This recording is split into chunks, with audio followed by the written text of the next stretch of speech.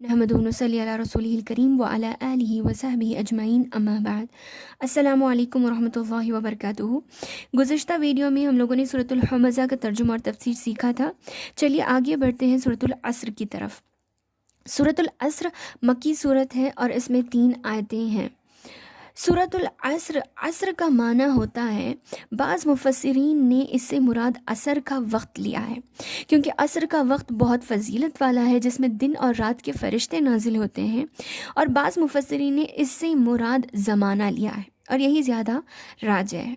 इसकी फ़जीलत में जो रिवायतें आई हैं, एक तो ये कि अल्लाह के रसूल सल्लल्लाहु अलैहि वसल्लम के सहाबा, जब भी 2 सहाबा आपस में मुलाकात करते तो उस वक्त तक अलग नहीं होते थे जब तक एक दूसरे को सूरतुल अस्र ना सुना देते।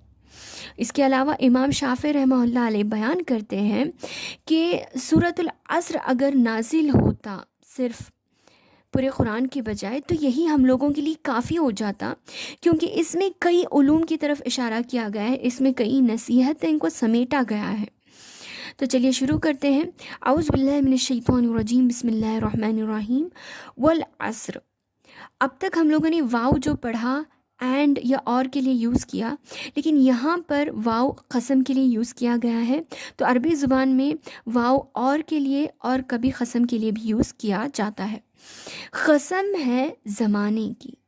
देखिए, जब भी हम सामने वाले को अपनी बात मनवाना चाहते हैं तो क़सम खाते हैं अल्लाह ताला की, क्योंकि अल्लाह ताला उनके पास भी हमारे पास भी बहुत ज़्यादा मुअज़्ज़ज़ है और उसे झुटलाया नहीं जा सकता।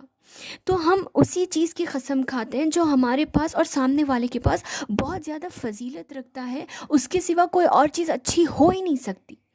तो अल्लाह ताला ने कुरान में कई जगह पर कई चीज़ों की कसम खाई, उनकी फ़जीलतों को, उनकी मुमताज़ हैसियत को सामने रखने के लिए। लेकिन अल्लाह ताला के अलावा हम लोगों के लिए, किसी भी इंसान के लिए जायज़ नहीं है कि हम अल्लाह के अलावा किसी और चीज़ की कसम खाएं, चाहे वो किसी इंसान की हो, औलिया की हो या किसी की भी हो। अल्लाह के सिवा किसी और की कसम नहीं खा सकते, क्योंकि ये शिर्क है। अल्लाह के अलावा किसी और की कसम खाना शिर्क है, तो हम लोगों के लिए जायज़ नहीं है। लेकिन अल्लाह ताला ने कई जगह पर कई चीज़ों की कसम खाई उसकी फ़जीलत को बयान करने के लिए। अल्लाह रब्बुल आलमीन ने यहाँ पर ज़माने की कसम खाई। ज़माने से मुराद मुरूर अय्याम है, यानी वक्त का गुज़रना, ज़माने का गुज़रना।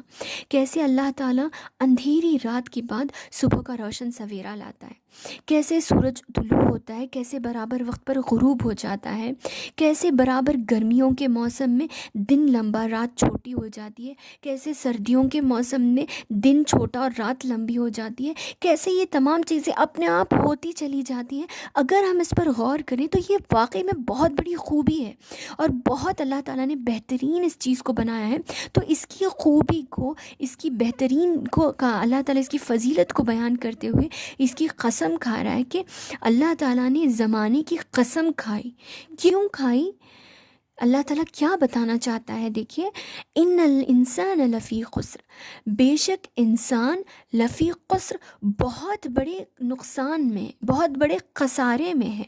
अल्लाह अकबर। अल्लाह ताला बताना चाहता है कि जब इंसान दिन और रात की तपिश में, दिन रात कमाने में, दिन रात के कामों में मशगूल होता है, लेकिन फिर भी वो नुकसान में, फिर भी वो खसारे में है। क्यों? क्योंकि वो इतने ज़्यादा काम करने के बावजूद दुनिया में उलझकर, ज़माने में उलझकर जहन्नम को जाएगा, सिवाय उन लोगों के, देखिए, इल्लल्लज़ीना, सिवाय उन लोगों के, तमाम इंसान खसारे में, लेकिन अल्लाह ताला ने बास को मुस्तस्ना किया। वो कौन है?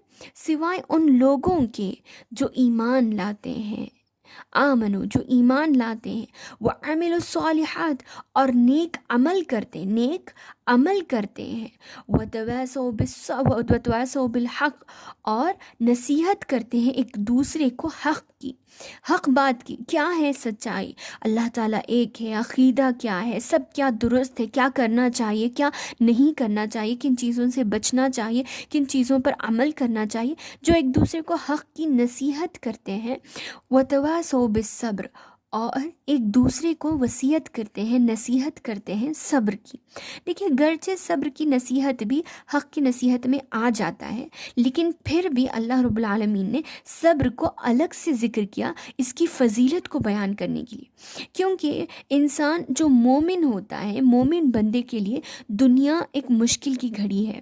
اس دنیا میں انسان کو یعنی مومن کو کئی مصیبتیں آتی ہیں، کئی مشکلوں کا سامنا کرنا پڑتا ہے، خواہشات کی قربانی پر صبر کرنا پڑتا ہے، احکام و فرائض کی پابندی پر صبر کرنا پڑتا ہے، اسی طریقے سے گناہوں سے بچنے کے لیے جو صبر کرنا پڑتا ہے، اپنی لذت کو، اپنی خواہشات کو چھوڑنے کے لیے جو صبر کرنا پڑتا ہے، ان تمام چیزوں میں ایک مومن کو بہت زیادہ صبر کرنا پڑتا ہے، جو بہت زیادہ فضیلت کے حامل ہے۔ اسی لیے اللہ رب العالمین نے اس کا یہاں پر ذکر کیا ہے۔ تو جس انسان کے اندر، جس مومن کے اندر صبر پیدا ہو جائے، وہ خود بخود وتواصوا بالحق یعنی حق کے راستے میں آ جاتا ہے۔